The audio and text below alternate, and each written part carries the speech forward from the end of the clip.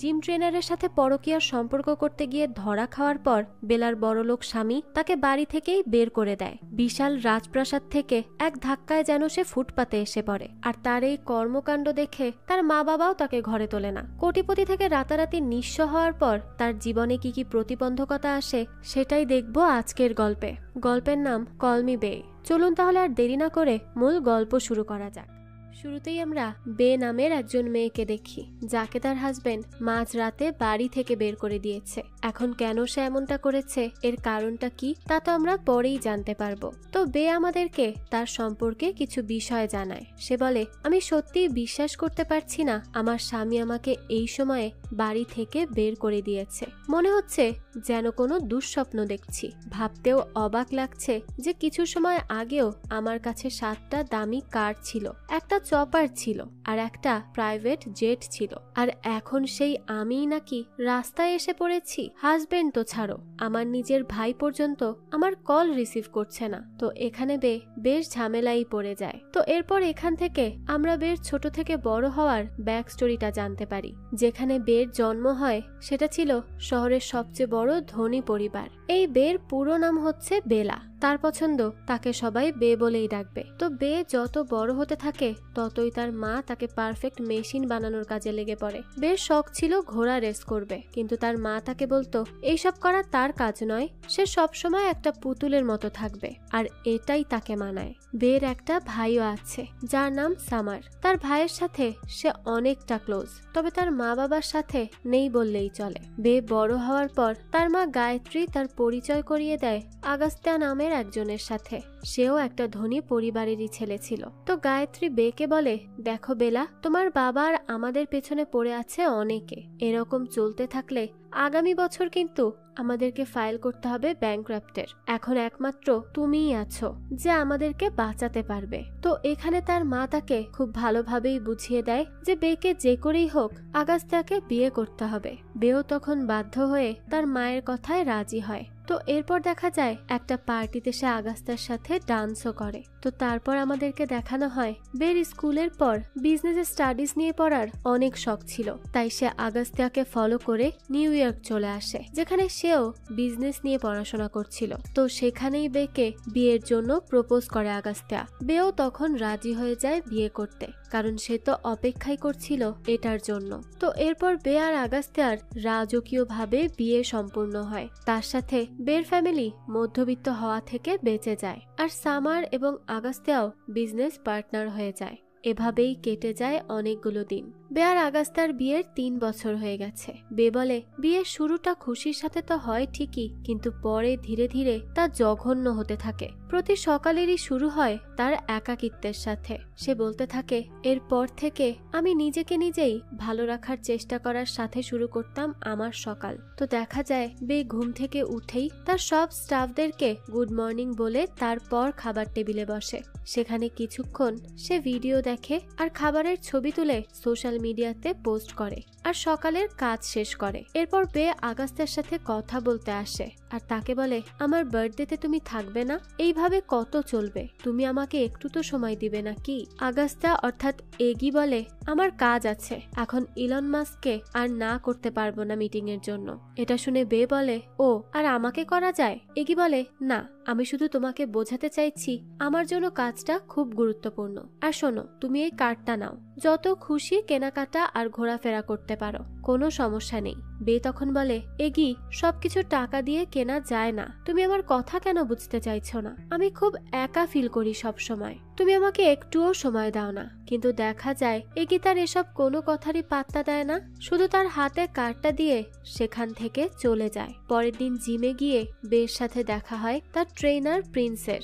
বে তখন প্রিন্সকে প্রথম দেখাতেই পছন্দ করে ফেলে। প্রিন্সও বেকে নিয়ে অনেক প্রশংসা করে, যার দরুন বে এতদিন পর কারো কাছে এত ইম্পর্টেন্স পেয়ে নিজেকে কন্ট্রোল করতে পারে না। আর এ কারণেই সে প্রিন্সের সাথে রিলেশনশিপে চলে যায়। আর এভাবেই চলতে চলতে চলে আসে আজকের রাত, যেই রাতে ছিল এগির বিজনেস পার্টি। সেখানে এগি তার কয়েকজন ক্লায়েন্টের সাথে পরিচয় করায় বেকে। এগি তখন নিজের পরিবারকে আদর্শ পরিবার বলে পরিচয় করিয়ে দেয়। তবে কিছুক্ষণ পরই আবার এগি একরকম অপমান করে বেকে, যেন সে তার ক্লায়েন্টদের থেকে দূরে থাকে, কারণ বে যখন তখন যা মনে আসে তাই বলে দেয়। তো বের তো এসব শুনে খুবই মন খারাপ হয়, তাই সে অনেক বেশি ড্রিঙ্ক করতে শুরু করে। ওই সময় সে খেয়াল করে সেখানে তো প্রিন্সও আছে। অন্যদিকে এগি তার ক্লায়েন্টদেরকে প্রতিটা এরিয়া দেখাতে দেখাতে জিম রুমে এসে পড়ে, আর এখানে এসেই তো সে হয়ে যায়, কারণ সেখানে বে আর প্রিন্স ক্লোজ হয়েছিল, যা দেখে এগির ক্লায়েন্টরাও খুবই বিব্রতকর পরিস্থিতিতে পড়ে যায় এবং এই ডিলটা প্রায় ক্যান্সেলের পথে চলে যায়। আর তখন সাথে সাথে মিডিয়াও ছবি তুলে সেগুলো চারিদিকে ছড়িয়ে দেয়। সোশ্যাল মিডিয়াতেও অনেকভাবে ট্রোল হতে থাকে বে আর তার পরিবার। স্বাভাবিকভাবেই এগি তো রাগে একেবারে ফেটে পড়ে, আর তারপরই সে বেকে বাড়ি থেকে বের করে দেয়। এটাই হচ্ছে বেকে বাড়ি থেকে বের করার ব্যাক স্টোরি। তো যাই হোক, রাতে বৃষ্টিতে ভেজার পর বে এখন চলে আসে তার মায়ের বাড়িতে। সেখানে তার মা গায়ত্রীও অনেক কথা শোনায় তাকে, আর বলে চারিদিকে মুখ দেখানোর মতো অবস্থা নেই, তুমি যা করেছো তোমার জন্য আমাদের সব বিজনেস ডিল ক্যান্সেল হয়ে যাচ্ছে, আমরা তো পথে বসে যাব। বে তখন বলে, মা আমাকে প্লিজ সামার ভাইয়ের সাথে কথা বলতে দাও, তাহলে দেখবে সব ঠিক হয়ে যাবে, সে নিশ্চয়ই এগিকে মানিয়ে নিবে। গায়ত্রী তখন বলে, তার সাথে কথা বলে লাভ নেই, তুমি প্লিজ এখান থেকে চলে যাও। কিন্তু বে বলে, তাহলে আমাকে তারার কাছে দিয়ে এসো, সে আমার ভালো বন্ধু, আমাকে কিছু একটা হেল্প করবেই। তবে তারার কাছে আসার পরও দেখা যায় কোনো লাভই হয় না, তাকে এগি মানা করেছে সে যেন বেকে হেল্প না করে। তাই রাতের বেলায় বে রাস্তায় বসেছিল আর নিজে নিজেই ভাবছিল সে কি করলো যে এত কিছু হয়ে গেল। তখনই প্রিন্স অনেকগুলো কল করে তাকে, কিন্তু বে তার কল রিসিভই করে না। তাই পরে বে তাকে কল করে বলে, আই এম সরি প্রিন্স, যা হলো এই সবের জন্য আমি অনেক বেশি দুঃখিত, আমাকে আমার ফ্যামিলি বের করে দিয়েছে, আমি জানি না আমি এখন কি করব। এসব শুনে প্রিন্স বলে, কি বলছো কি, এখন কোথায় আছো বলো, আমি আসছি। বে বলে, না প্লিজ তুমি এসো না, এখন তুমি আমার পরিবারকে চেনো না, তারা তোমার ক্যারিয়ার শেষ করে ফেলবে, তুমি তোমার কাজ করো আর আমি আমারটা দেখে নিব, আমাকে নিয়ে চিন্তা করতে হবে না। আর সামার ভাই সিওলে আছে, সে ফিরলেই আমি তার সাথে কথা বলবো আর দেখো সব ঠিক করে নিব, তাই তুমি আর আমার সাথে যোগাযোগ করার চেষ্টা করো না, ভালো থাকো। এই বলে সে কল কেটে দেয়। এরপর বে তারাকে কল করে আর অনেক রিকোয়েস্ট করতে থাকে তার জন্য একটা কার পাঠিয়ে দিতে, যাতে করে সে রাতটা অন্তত কারের মধ্যেই ঘুমাতে পারে। তারা তখন কার পাঠায় আর সেটার মধ্যে বসে বসেই বে মদ খাচ্ছিল আর অনেক কান্না করছিল। হুট করে তার জীবনটা একেবারে কেমন যেন হয়ে গেল, সে একদম নিঃস্ব হয়ে বসে আছে। তো ওই সময় দেখা যায় একটা পুলিশ অফিসার এসে ড্রিঙ্ক করার অপরাধে এবং গাড়ি চুরির অপরাধে তাকে থানায় নিয়ে যায়। তারা তাকে চোর ভেবেছে কারণ গাড়ির কাগজপত্র তার কাছে ছিল না। তবে দেখা যায় জেলে বসেও খুব চিল ছিল বে। তো সেখানে একজন লোকের সাথে তার কথা হয়, তাকেও ঘর থেকে বের করে দিয়েছে তার ভাই। এসব শুনে বে বলে, আমারও তো একই কাহিনী ভাই, আমার স্বামী আমার মা এই দুইজনই আমাকে বের করে দিয়েছে, কেউই তাদের ঘরে আমাকে জায়গা দেয়নি। লোকটা তখন বলে, আমার মা বাবা বেঁচে থাকতে তো আমার দিকে কেউ আঙুলও তুলতে পারতো না। এটা শুনে বে বলে, তাই নাকি, তাহলে তো ভাই তুমি সত্যিই খুব লাকি। এরপর পুলিশ অফিসার আসে আর বলে, সরি ম্যাডাম, আমাকে তারা ম্যাডাম বলেছেন এটা চুরি করা গাড়ি নয়, সেজন্য আমরা আসলেই দুঃখিত, তবে ড্রিঙ্ক করার জন্য আপনাকে ফাইন দিতে হবে 10,000 টাকা। তখনই বে ওই লোকটাকে ছাড়িয়ে দেয় তার টাকা দিয়ে আর বলে, আপনি গাড়ি রেখে দিন, বাকি টাকা গাড়ি নেওয়ার সময় দিয়ে যাবে। লোকটা তো তখন খুব খুশি হয় আর বাইরে এসে বেকে ট্যাক্সি পেতে হেল্প করে, কারণ বেকে কল করে প্রিন্স জানিয়েছে সামার তো মুম্বাইয়ে আছে, তার লোকেশন ট্রেস করে জানা গেছে। তাই প্রিন্স তাকে সেখানকার টিকিট দিয়ে দেয় দেখা করার জন্য। বে তখন সেই ট্যাক্সিতে করে খুব খুশি মনে চলে যায় তার ভাইয়ের সাথে দেখা করতে। তো এরপরই বে চলে আসে মুম্বাই তাদের একটা হোটেলে। সেখানে যখন বে বলে যে সামার ভাইয়ের পাশের রুম আমাকে দিও, তখন তাকে ম্যানেজার জানায় সামার নাকি এখানে আসেইনি। তাই এটা শুনে বে একটা রুমে গিয়ে আগে ফ্রেশ হয় আর পরে তাকে আর একটা সায়রা নামের মেয়ে স্টাফ এসে জানায়, ম্যাম আপনার কার্ড বন্ধ করে দেওয়া হয়েছে, সেখান থেকে তো টাকা আসছে না, তাই আপনাকে যেতে হবে, এখানে থাকতে পারবেন না। বে তখন বলে, কিন্তু আমার কাছে তো ক্যাশ নেই, এই কিছু টাকা আছে, এখন আমি কি করব? তখন সায়রা দেখে বের কাছে খুব দামি একটা ব্যাগ আছে। সায়রা তখন বলে, ওয়াও ম্যাম, আমি এরকম একটা ব্যাগের জন্য অনেকদিন ধরে টাকা জমাচ্ছি। বের মন তো ছিল খুবই দয়ালু, তাই সাথে সাথে সেই ব্যাগটা তাকে দিয়েই দেয় আর তাই সায়রা তাকে তার ভাই আর হাজবেন্ডের রুমের কি দিয়ে দেয়। যদিও বে জানতো না তারা এখানে আছে, তো উপরে এসে দেখে সেখানে সামার এগিকে সামলানোর চেষ্টা করছে। এগি তো রেগে ফায়ার হয়ে আছে, সে তো সব ছবি ডিলিট করতেই ব্যস্ত, বের কোনো অস্তিত্বই সে রাখবে না। তখনই সেখানে বে আসে আর বলতে থাকে, এসব কি হচ্ছে, এইভাবে কি কোনো সম্পর্ককে শেষ করা যায়? এগি তখন বলে, হ্যাঁ যায়, এটা তো অলরেডি নষ্ট হয়ে গিয়েছে, আর কি নষ্ট করব, আর কি বা শেষ করব? বে বলে, প্লিজ আম সরি সামার, আমি জানি আমি ভুল করেছি, কিন্তু দেখো আমি ইচ্ছে করে এসব করিনি, জাস্ট হয়ে গেছে। এগি তখন বলে, বে চিটিং কোনো ভুল না, এটা হচ্ছে চয়েস, আর তুমি ভেবে চিন্তেই আমাকে চিট করেছো। এখন তো এসব বলে কোনো লাভই নেই। আর তুমি জানো আমার মাকে যখন আমি প্রথম বলেছিলাম যে আমি তোমাকে ভালোবাসি, তোমাকে বিয়ে করব, তখন সে আমাকে বলেছিল যে তুমি এর থেকে অনেক ভালো, ধনী এবং শিক্ষিত মেয়ে পাবে। কিন্তু আমি বলেছিলাম না মা, সে অন্যদের থেকে কম হলেও সে আমার প্রতি লয়াল, ও আমাকে কখনো চিট করবে না, আর আমি তাকে ভালোবাসি, তাই আমি তাকেই বিয়ে করব। আর দেখো এই হচ্ছে আজকের রেজাল্ট সেদিনের সিদ্ধান্তের। সেদিন আমি কতই না ভুল সিদ্ধান্ত নিয়েছিলাম। সেদিন যদি মার কথা শুনতাম তাহলে আমাকে আজ আর এই দিন দেখতে হতো না। তো এসব শুনে বে বলে, এতই যখন ভালোবাসা ছিল তাহলে বিয়ের পর সেগুলো ছিল না কেন?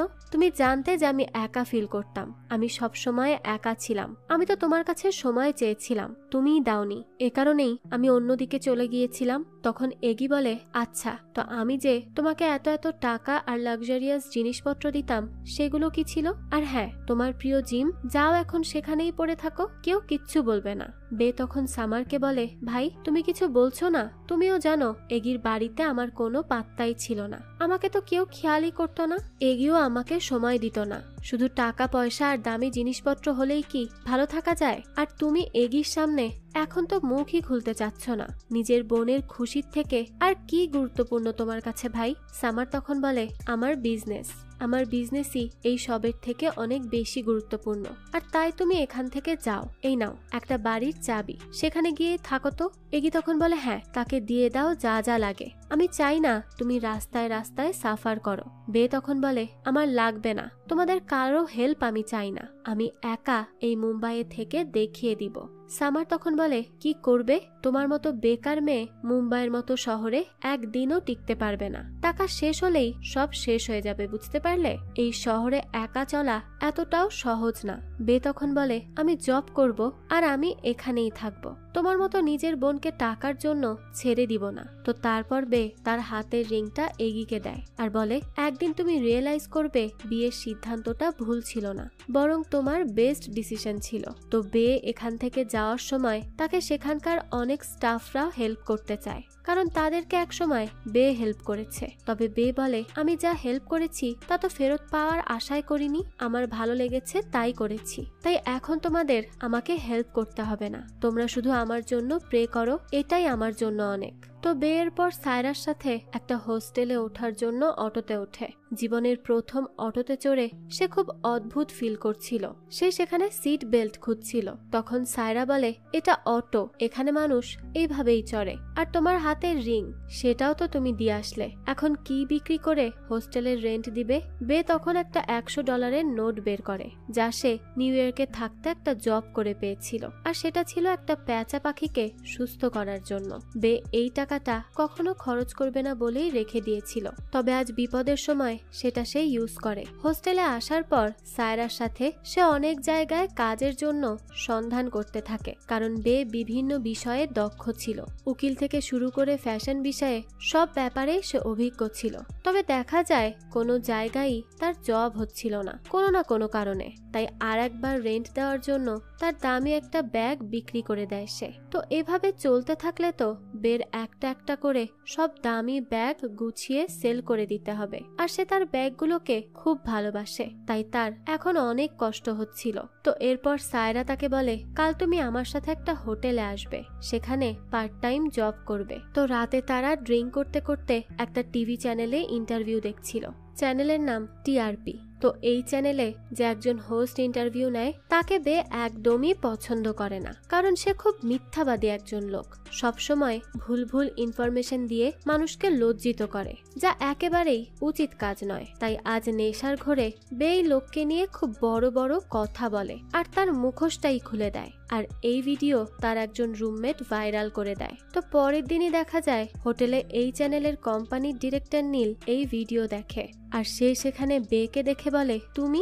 ওই সময় নীল পুলে পড়ে যায়, আর তার পানিতে খুব ভয় ছিল, তাই সে অল্প পানিতেও খুব ভয় পাচ্ছিল, ভাবছিল সে হয়তো এখনই ডুবে যাবে। তখনই তাকে এসে ধরে বে আর বলে বাচ্চাদের মতো করছেন কেন, এখানে কেউ ডুববে না। নীল তখন বলে আমি আসলে ভয় পাই, যাই হোক তুমি কাল সকালে আমার অফিসে দেখা করবে টিআরপিতে। বে তো এই নাম শুনেই সেখান থেকে মানা করে চলে যায়। নীল তখন বলে তোমাকে আসতেই হবে, আমি অপেক্ষা করব। এদিকে তো সায়রা আর বে কত কিছু ভেবে বসে। সায়রা বলে এখন যদি তোমাকে জেলে দিয়ে দেয় এই সব কথা বলার জন্য, তখন জেলে কিভাবে থাকবে? একে তো অল্প টাকায় এখনো তোমার জীবন চালানো শেখা হয়ে ওঠেনি, তার উপর সোজা জেল, এটা আবার তোমার স্বামী আর ভাই করছে না তো? বে তখন বলে কি বলছো কি? না, তারা এসব করবে না। পরে আবার বে ভাবে যদি করে থাকে তখন। যাই হোক, দৃশ্য পরিবর্তন হয় আর দেখা যায় বে যেই কথাগুলো বলেছিল ভিডিওতে সেটা চালু হয়ে যায় ওই হোস্ট সত্যজিতের সামনে। এদিকে বে আসে নীলের অফিস রুমে। বে নীলকে আসতে দেখেই বলে আচ্ছা আম সরি, আসলে ওই দিন বেশি খেয়ে নিয়েছিলাম তো, অতিরিক্ত ড্রাঙ্ক ছিলাম, তাই ওসব আজে বাজে কথা বলে ফেলেছি। তখন নীল বলে আমি এর জন্যই তোমাকে ডেকে আনি, তুমি আমার সোশ্যাল মিডিয়া হ্যান্ডেল ম্যানেজ করে দেখো, আমি চাই তুমি এটা করো। তো প্রতিদিনের জন্য তাকে সে একটা জব দিয়েই দেয় তার সোশ্যাল মিডিয়া হ্যান্ডেল করার, কারণ সে অলরেডি সোশ্যাল মিডিয়াতে অনেক বেশি ভাইরাল হয়ে গিয়েছিল, আর তাছাড়া তার এসব বিষয়ে অনেক নলেজও ছিল।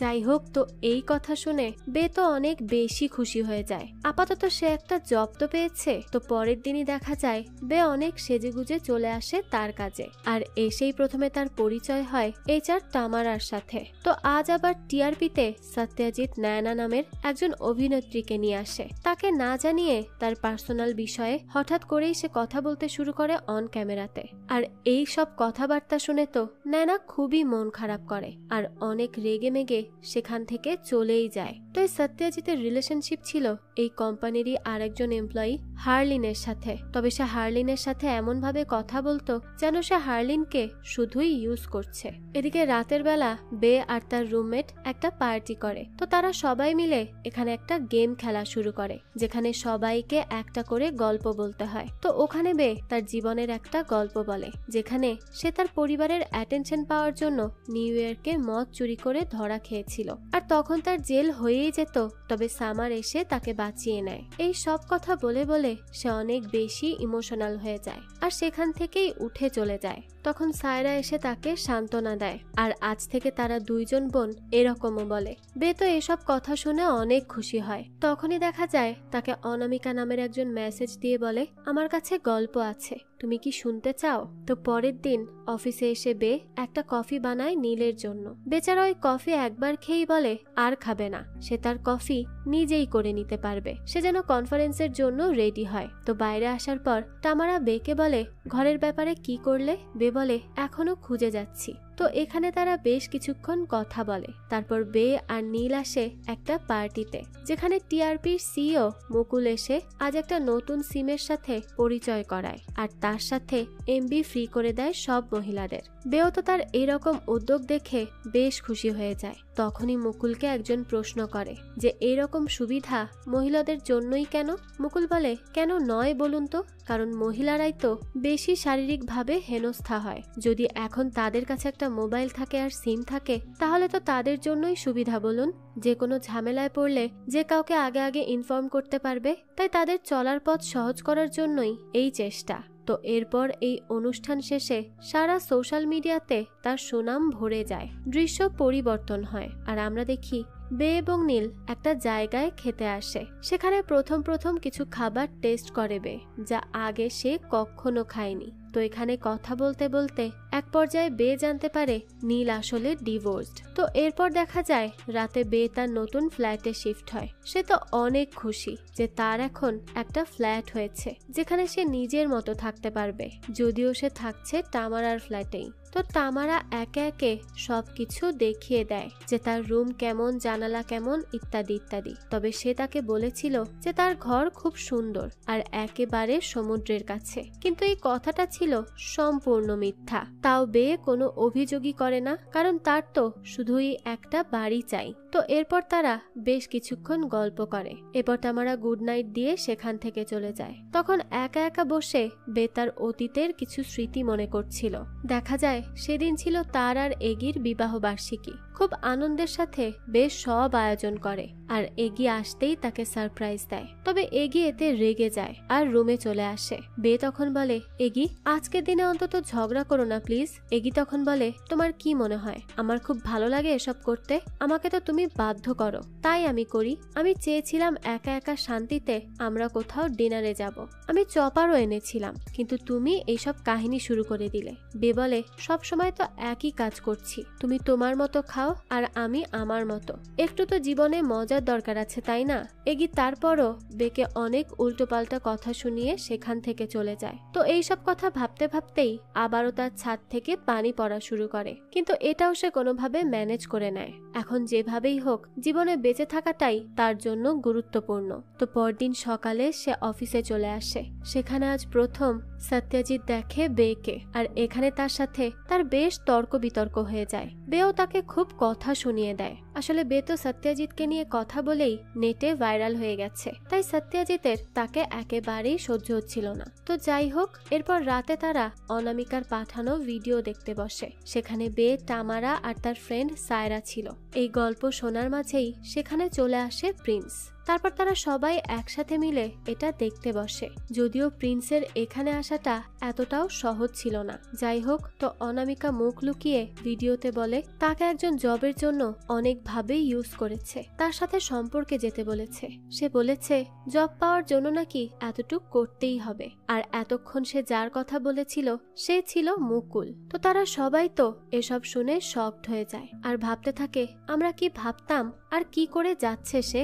এখন তারা ভাবে যদি অনামিকা তাকে এই গল্পটা পাবলিক করার অনুমতি দেয় তাহলে সে কিছু একটা করবে। তো তারা তিনজন বসে পড়ে এটা রিসার্চ করতে, যে তার কথার সাথে কতটা কি মিল আছে, মেয়েটি কি সত্যি কথা বলছে নাকি সবই মিথ্যা। তো পরদিন সকালে উঠে প্রিন্স কিছু রান্না করে আর বেও ঘুম থেকে উঠে দ্রুত রেডি হয়ে অফিসের জন্য বের হয়। তো সে যখন অটোতে করে অফিসে যাচ্ছিল তখন এগি তাকে কল করে। বে তো এটা দেখে খুব খুশি হয়ে যায় আর তার কল রিসিভও করে, কিন্তু এগি জানায় তাদের কাগজপত্র রেডি করছে লয়ার ডিভোর্সের জন্য। এটা শুনে বে বলে, কিন্তু এত তাড়াহুড়ো কেন করছো? তখন এগি বলে, কারণ তুমি তো কাউকে পেয়ে গিয়েছো।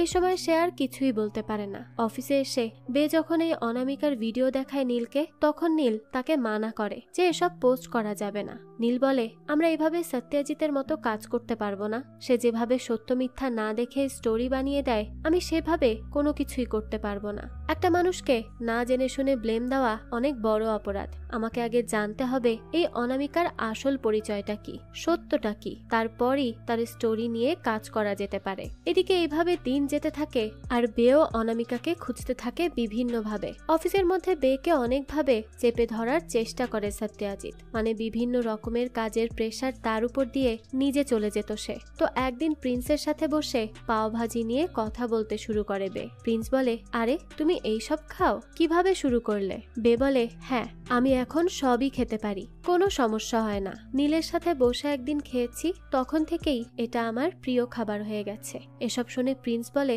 ও তাহলে তো সে তোমাকে বেশি জানে, আমার থেকেও বেশি। বে তখন বলে, আসলে আমাকে সবচেয়ে বেশি জানে আমার শয়তান বস। আমি কখন কি করি, কোথায় যাই, সব তার জানা। এদিকে সত্যজিৎ মুকুলের ইন্টারভিউ নেয়। সেখানে মুকুল বলে, আসলে আমি আমাদের মা বোনকে সুযোগ দিতে চাই, তাদের জন্য কিছু করতে চাই।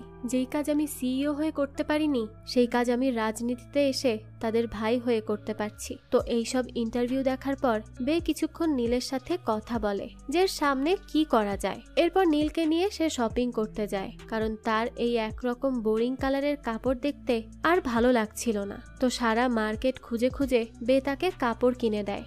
একসাথে তারা অনেক মজা করে। এরপর বে আর নীল একটা মিটিং করে। মিটিং শেষে ফেরার সময় নীল অনেক প্রশংসা করে বেকে নিয়ে। এদিকে তামারা প্রিন্সকে পছন্দ করে ফেলে, যদিও সে তাকে বলতে পারছিল না, তবে মনে মনে সে তাকে বেশ পছন্দ করে ফেলেছে। তো নিচে যখন নীল বেকে দিতে আসে তখন তারা হুট করেই একে অপরের কাছাকাছি এসে যায়। আর এসব আবার উপর থেকে দেখে নেয় প্রিন্স।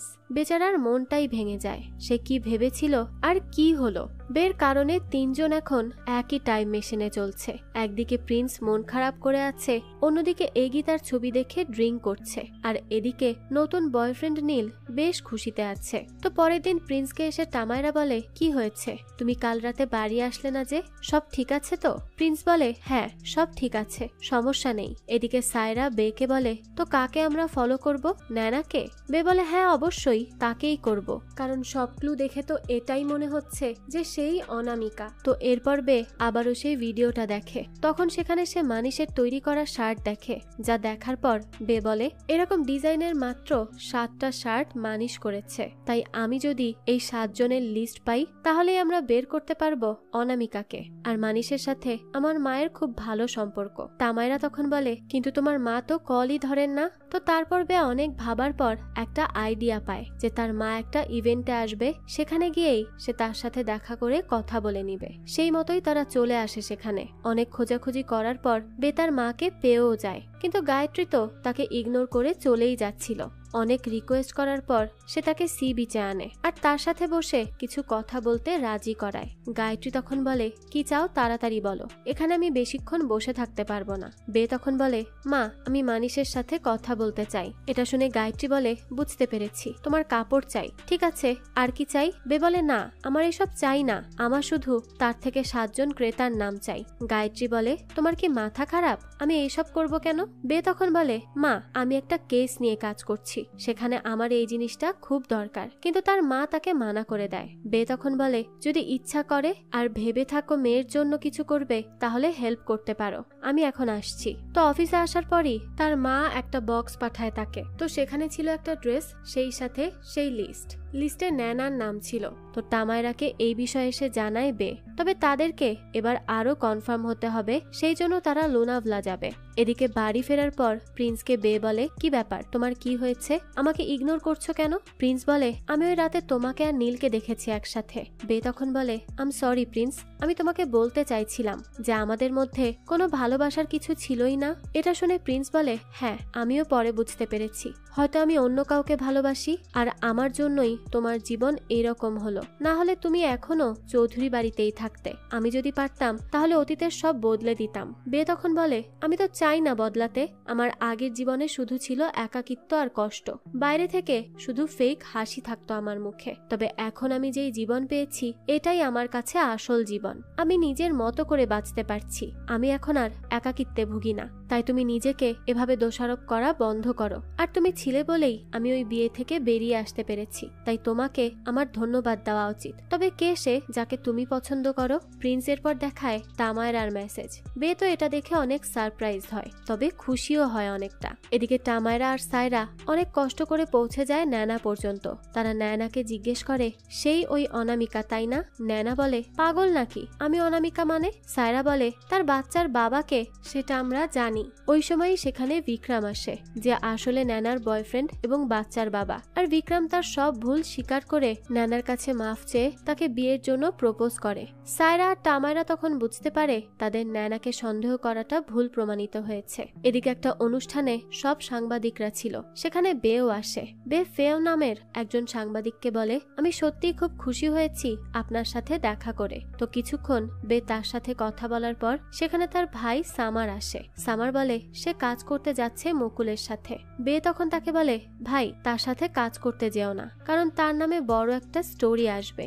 সামার তখন এটা শুনে বলে, যদি এরকম হয়ে থাকে তাহলে তুমি এটা করবে না, তুমি এসবের মধ্যে থাকবেই না, যদি আবারও আমাদের পরিবারের একজন হতে চাও তাহলে। তো এই পার্টিতে আনিশা নামের একজনকে নিয়ে আসে এগি, সে মুভ অন করেছে তার সাথে। হঠাৎ করে এইসব দেখে বে তো মানতেই পারছিল না, তার উপর একটু আগে নীলও তাকে ভুল বুঝে রেগে চলে গিয়েছে, তাই বেচারি বে অনেক ড্রিঙ্ক করতে থাকে আর এভাবে সে রাস্তা দিয়ে হাঁটতে থাকে। তো তখন হাঁটতে হাঁটতেই সে একটা শুয়ের স্টোরে চলে আসে। সে সেখান থেকে বে একজোড়া জুতা চুরি করে নিয়ে যাচ্ছিল, ঠিক সেইভাবে যেভাবে বে মদের বোতল চুরি করার চেষ্টা করেছিল। তবে এবার কেউ আসে না তাকে বাঁচাতে, তার আপন কেউই যে ছিল না। তো যখন বেকে পুলিশের কাছে দেওয়ার কথা বলা হয় তখনই সেখানে হার্লিন আসে। কোনো এক কারণে হার্লিন সবসময় তার উপর নজর রাখছিল। হার্লিন তখন বেকে ছাড়িয়ে তাকে তার বাসা পর্যন্ত পৌঁছে দিয়ে চলে যায়। এদিকে পরদিন বেকে সায়রা আর তামায়রা জানায়, আমরা অনামিকাকে পেয়েছি। যেহেতু ন্যানা অনামিকা না, তাহলে সেকেন্ড যে নাম ছিল মাধুলিকা, সেই হচ্ছে অনামিকা। তো বে তো অনেক খুশি হয় আর সে তৈরি হয়ে বেরিয়ে পড়ে মাধুলিকার সাথে কথা বলতে। তারপর মাধুলিকার কাছে এসে বে বলে, আমি 5 মিনিট চাই তোমার থেকে অনামিকা। এই নামটা শোনার পরই মাধুলিকা কোনো কথা না বলেই জিজ্ঞেস করে, তো কবে করছো স্টোরি? বে বলে, তুমি আর আমি একসাথে মিলেই তাকে এক্সপোজ করব। মাধুলিকা তখন বলে, আমি যদি পারতাম তাহলে কি এত কিছু করতাম, তোমার সাহায্য নিতাম। তো এখানে বোঝাই যাচ্ছে মাধুলিকাই আসল অনামিকা। যাই হোক, এরপর সে আরো বলতে থাকে, দেখো আমি যদি নিজে কিছু করতে পারতাম তাহলে এভাবে নিজেকে আড়ালে রেখে তোমাকে ভিডিও দিতাম না। আমি সামনে আসতে পারবো না বেলা। বে তখন বলে, কিন্তু কেন, কি বাধ্য করছে এসব করতে, কি দিয়ে ব্ল্যাকমেইল করছে সে? মাধুলিকা বলে, আমি বলতে পারবো না। বে বলে, ভয় সবারই হয়, আমারও ছিল, এখনো আছে, কিন্তু ভয়ের আগে তো মাথা নত করে থাকলে হবে না, তাই না? কি হয়েছে বলো প্লিজ। মাধুলিকা বলে, আমার একটা অ্যাডাল্ট ফিল্ম ছিল, যখন আমার 16 বছর তখন করেছিলাম। আসলে ছোট ছিলাম তো এত কিছু বুঝতাম না, কার সাথে কাজ করতে হয় কার সাথে হয় না। তবে তারপর আমি আমার ফিল্মের সব কপি সরিয়ে দেই, কিন্তু একটা কপি থেকে যায় মুকুলের কাছে, আর সে আমাকে এটা দিয়ে ব্ল্যাকমেইল করে আর তার সাথে সম্পর্ক না রাখলে এসব ভাইরাল করার হুমকি দেয়। বে বলে, তুমি ভয় পেও না, তাকে বলো ভাইরাল করতে। মাধুলিকা বলে, না এত সহজ না, আমি সমাজের থেকে আমার ফ্যান্সদের থেকে ঘৃণা নিতে পারবো না, সম্ভব না আমার পক্ষে। বে বলে, দেখো আমি বলছি না এমন কিছু করতে, কিন্তু এইভাবেও তো কিছুই হবে না, তাই তোমাকে সিদ্ধান্ত নিতে হবে। মাধুলিকা বলে, আচ্ছা আমি করব, তবে তার আগে তুমি কম্পিউটার থেকে সেই ফিল্মটা ডিলিট করবে, ঠিক আছে? বে বলে, হ্যাঁ সমস্যা নেই, আমি করে দিব। এরপর তারা ফিল্ম ডিলিট করার জন্য মুকুলের মেয়ের বার্থডেতে আসে, আর বে তার অফিসে গিয়ে অনেক খোঁজাখুঁজির চেষ্টা করে ফিল্মটা। তখন আবার বাড়ি ফিরে মুকুল। চারিদিকে মানুষের ব্যস্ততার ভালোই সুযোগ নিয়েছিল বে। সেখানে মুকুলের মেয়ে ল্যাপটপ এনে দেয় বেকে। সে তখন অনেক খোঁজাখুঁজি করে বেরও করে ফেলে ওই ফাইল, কিন্তু ডিলিট করার আগে সেখানে এসে পড়ে মুকুল। বাইরে থেকে সায়রা, তামায়রা, প্রিন্স এরা সবাই চেষ্টা করেছে তাকে আটকে রাখতে, তবে বেশিক্ষণ রাখা যায়নি। তো কোনো মতে বে সেখান থেকে চলে আসে আর সায়রাকে বকাবকি করে। যদি আর 2 মিনিট রাখতে পারতো মুকুলকে ধরে, তাহলে ফিল্মটা ডিলিট হয়ে যেত। এত কাছে এসেও কিছুই করতে পারলো না, এটা ভেবে সবার খারাপ লাগে। তবে বে এখানে কিছু ছবি তুলে আনে আর তাদেরকে বলে, এখানে ফুল মুভি নেই, কয়েক সেকেন্ডের ক্লিপ দিয়ে সে ভয় দেখিয়ে এসেছে তাকে। আমাদেরকে মাধুলিকাকে কনভিন্স করতে হবে লাইভে সব বলতে। তো এরপর বে অনেক বোঝায় মাধুলিকাকে, আর মাধুলিকার বয়ফ্রেন্ডও তাকে বলে সে যেন ভয় না পায়। এরপর মাধুলিকা ফাইনালি লাইভে এসে মুকুলের সম্পর্কে সব সত্যি সত্যি বলে, যে সে কিভাবে মেয়েদেরকে ইউজ করে। মুকুলের স্ত্রী এইসব দেখে বলে, এই মেয়ে তো আমাদের বাসায় এসেছিল পার্টিতে, আর এইসব করতেই তাহলে এসেছিল। মুকুল বলে, তুমি বিশ্বাস করো এই সব পলিটিক্সের খেলা, আমার রেপুটেশন খারাপ করার জন্য করছে এরা। অন্যদিকে এই ভিডিও দেখার পর এগি সামারকে অনেক কথা শোনায় আর বলে, তোমাকে যখন বে বলেছে, সাবধান করেছে এই নিয়ে, তাহলে সেটা শুনলে না কেন? কেন ওই লোকের সাথে ডিল করতে গিয়েছিলে? আমরা তো এখন ইডিয়েট হয়ে গেলাম, বেকে আর ইডিয়েট বলতে আসবে না। তো তারপর সত্যাজিৎকে কল করে ডাকে মুকুল আর বলতে থাকে, এইসব কি হচ্ছে? তোমাদের অফিসের ওই মেয়েটাই তো এইসব ভাইরাল করছে, তুমি কি কিছুই করবে না? সত্যাজিৎ বলে, আচ্ছা আমি দেখছি কি করা যায়। তো মুকুল বলে, এমন না তো যে তুমি ওই বে মেয়েটাকে ভয় পাও? সত্যাজিৎ তখন কিছু না বলে সেখান থেকে চলে যায়। দৃশ্য পরিবর্তন হয় আর দেখা যায় প্রেস মিডিয়া একদম ঘেরাও করে ধরেছে মুকুলকে, আর যা ইচ্ছা তাই প্রশ্ন করে যাচ্ছে। মুকুলের কাছে তো এসবের কোনো উত্তর নেই। তো তখনই এই সবকিছু টিভিতে বসে দেখছিল বে আর তার টিম। তো কিছুক্ষণ পরই দেখা যায় সেখানে বিয়ার নিয়ে নীল চলে আসে। নীল তখন বেকে সরি বলে, সে তার সাথে লাস্ট কয়দিন যা ব্যবহার করেছে সেই জন্য। তখন বেকে ইনস্টাগ্রামে ফলো দেয় এগি, তাই তখন বেও তাকে ফলো করে। একটু পর এগি তাকে মেসেজ করে বলে, তুমি সত্যি খুব ভালো কাজ করেছো, খুব গর্ব হচ্ছে আমার তোমার জন্য, আমি তোমার সাথে একটু কথা বলতে চাই প্লিজ। প্লিজ, কিন্তু বে তো তার মেসেজের কোনো রেসপন্সই করে না। তখন বে তার মোবাইলে শ্রুতি নামের একটা মেয়ের মেসেজ পায়। তার সাথেও কিছু সমস্যা ছিল মুকুলের। এদিকে মুকুলের স্ত্রী মিডিয়াকে বলে, আমি আমার মুকুলকে জানি, সে নির্দোষ, আর দেরি করে হলেও সে যে নির্দোষ তা প্রমাণ অবশ্যই করবে। পরের দিন অফিসে এসে বে হার্লিনকে বলে, এরকম কেন করছো হার্লিন? তুমি মুকুল আর সত্যজিতের পক্ষে কেন আছো? হার্লিন বলে, আমি একমাত্র টিআরপি কোম্পানির পক্ষে আছি। তো এইসব কথা বলতে বলতে বে হার্লিনকে বিজি রাখে, আর এই সুযোগে প্রিন্স সব ডাটা কালেক্ট করে নেয় সত্যজিতের কম্পিউটার থেকে, কারণ সেখানেও কিছু ডাটা ছিল। তো তারপর দেখা যায় এই কম্পিউটারে বিভিন্ন জায়গায় অনেক মেয়েদের প্রাইভেট ছবি, ভিডিও আর ইনফরমেশন আছে। এখানে বের ছবিও আছে। তো এইসব তাকে আবার সেন্টার্স নামের কেউ দিত। প্রশ্ন থেকে যায়, এই ব্যক্তি আবার কে? তো এরপর বেকে টিআরপি থেকে কনফেশন ইন্টারভিউতে ডাকা হয়। তো অনেক ভেবেচিন্তে সে সিদ্ধান্ত নেয় এবার সে সবকিছু ফেস করবে। সে যাবে আর সব প্রশ্নের সম্মুখীন হবে। তো আজ কনফেশনের হোস্ট হচ্ছে সত্যজিৎ, আর সেখানে গেস্ট হিসেবে আসে বে এবং মুকুল। সত্যজিৎ প্রথমেই বেকে তার দুর্বলতাতে আঘাত করে, যেমন তার একাধিক সম্পর্ক নিয়ে বলে, তার মা তাকে বাড়ি থেকে বের করে দিয়েছে এই নিয়ে বলে, তার ভাই তাকে বোন মনে করে না এই সবও বলে। সত্যজিৎ আসলে প্রমাণ করতে চাইছিল যে যার পরিবারেরই কেউ তাকে পছন্দ করে না, সে আবার সত্যি কি করে বলবে? আসলে এও মিলেছিল ওই মুকুলের সাথে, সেজন্যই তো সে এবার বের পিছনে আরো ভালো করে পড়েছে। তো এই লাইভ আবার সবাই দেখছিল।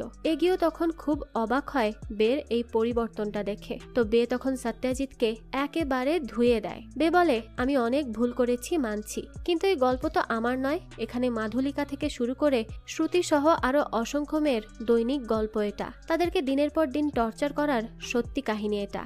আর এই সবই করেছে এই মুকুল, আর আপনিও এটাতে প্রশ্রয় দিচ্ছেন। মুকুল বলে, মিথ্যা কথা, এসবের কোনো প্রমাণ নেই। তো যদিও বা অনেকভাবেই সে বাঁচতে চাইছিল, কিন্তু বের কথার সামনে বেশিক্ষণ টিকে থাকতে পারে না। বে বলে, আমার কাছে সেই সবকিছুর প্রমাণও আছে, আর এখানে কিন্তু একা মুকুল নয়, বরং সত্যজিৎ মহাশয়ও আছেন। তিনি তার হোস্টের সুযোগ কাজে লাগিয়ে সেই সমস্ত মেয়েদেরকে ডাকতো ইন্টারভিউতে, আর ডেকে তাদেরকে ব্ল্যাকমেইল করে সম্মানহানি করত পাবলিকের সামনে, যেমনটা আমরা তার অনেক ইন্টারভিউতেই দেখেছি।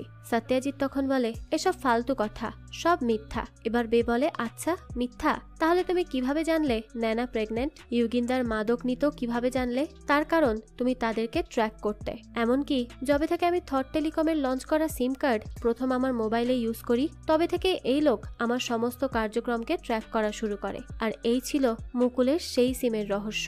এই সিম সে কোনো ভালো উদ্দেশ্যে তো লঞ্চ করেনি, বরং অসৎ উদ্দেশ্য নিয়েই সে এটা করেছিল।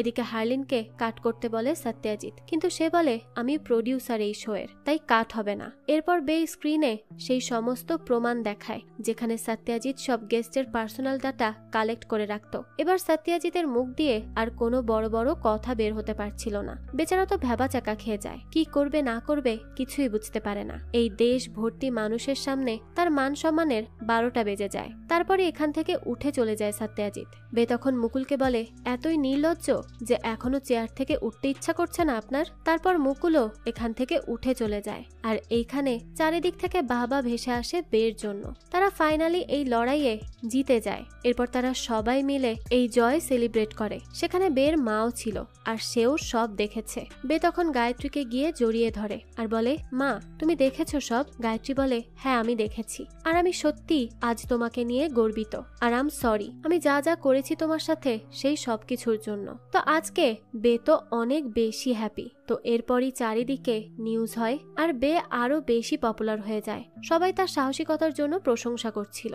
এদিকে গায়ত্রী এবার বাড়ি থেকে দূরে পাঠিয়ে দেয় সামারকে, আর তার বদলে বেকে আনার সিদ্ধান্ত নেয়। এদিকে নীলকে কনফেশনের হোস্ট করা হয়, আর তার কারণেই বে তাদের এই কোম্পানিতে এসেছে বলে তাকেও ধন্যবাদ জানানো হয়। এরপর আজ একটা পার্টিতে নীল বেকে বলে, আমরা একটা শো শুরু করব, নাম হবে কল মি বে। সেখানে তুমি হোস্ট করবে আর আমি প্রডিউসার হব।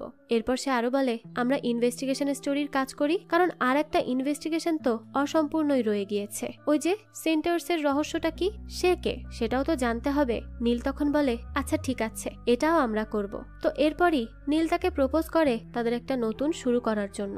তবে এই নতুন শুরুর আগেই সেখানে এগি চলে আসে চপার নিয়ে, আর এসেই সে তাদের বিয়ের রিংটা দিয়ে হাঁটু গেড়ে বেকে আবারও ফিরে আসার জন্য রিকোয়েস্ট করে। বে তখন কিচ্ছু না বলে কনফিউজড হয়েই তাকিয়ে থাকে, আর এরই সাথে সাথে এই গল্পটাও এখানেই শেষ হয়। আর এর শেষটা দেখে ভালো করেই বোঝা যাচ্ছে যে এই গল্পের সেকেন্ড সিজন আসবে, আর সেখানেই হয়তো দেখা যাবে যে বে এরপর কি করবে। সে কি আবারও এগির কাছে ফিরে যাবে, নাকি নীলকেই তার জীবনের সঙ্গী হিসেবে বেছে নিবে? আর সেই সেন্ট্রাসের রহস্যটাই বাকি, এই সবই আমরা এর পরবর্তী সিজনেই দেখতে পাবো। আর এর পরবর্তী সিজন যখনই আসবে আমি সেটা আপনাদের জন্য এক্সপ্লেইন করার চেষ্টা করব।